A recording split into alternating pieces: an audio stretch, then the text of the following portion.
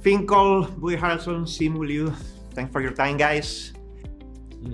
For you, Woody, what was the most funny or fun to film in this movie and the most challenging? Well, they kind of went together, which is when we were in the Bell, it's such a tight space and there's really not room to move around. It can be kind of claustrophobic, but since I was with such cool guys and I tell you, these guys, Simu, Finn, like all day long we're laughing. We're laughing all day long. And it's just like, you would think eventually it'd be like, I can't do it anymore, you know.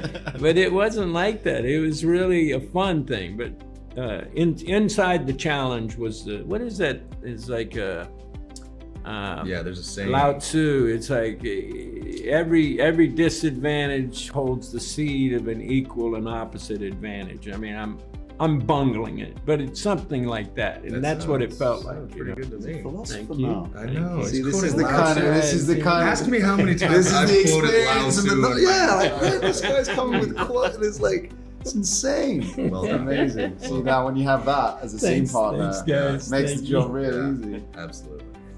So Last Breath, I mean, I saw the movie a couple of days ago and it's like I felt I need to catch a mirror. Yeah. I don't know how I was filming it, but watching it is like so realistic and the story is amazing, right? The story of these three divers. I mean, how was filming it? How were you able to capture the also it was a documentary in 2019 and this is very, very close to the documentary. So how were you able to do it so realistically?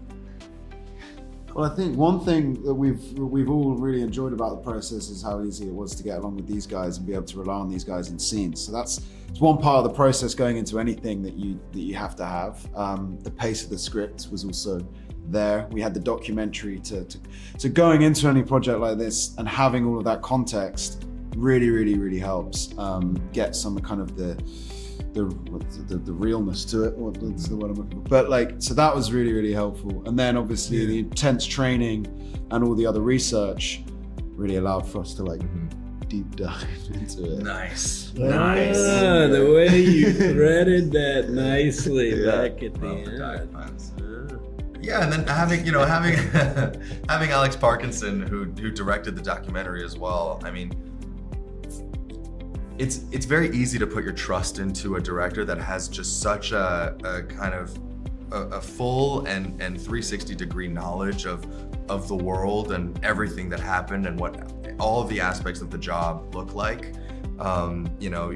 He was somebody. He was not a director that just kind of came on in the last second for this movie. Like, he really lived and breathed the life for a very long time, and even in the preparation for the doc, that wasn't even intentional. There you go. He spent. You don't even notice them when he does it. He would spend time with real SAT crews, on the ships, and in order to get the documentary footage. So, by the time it came around for us to shoot this movie, which is, it's based on a true story, but it's also fictional in a way because we're trying to tell this story, right?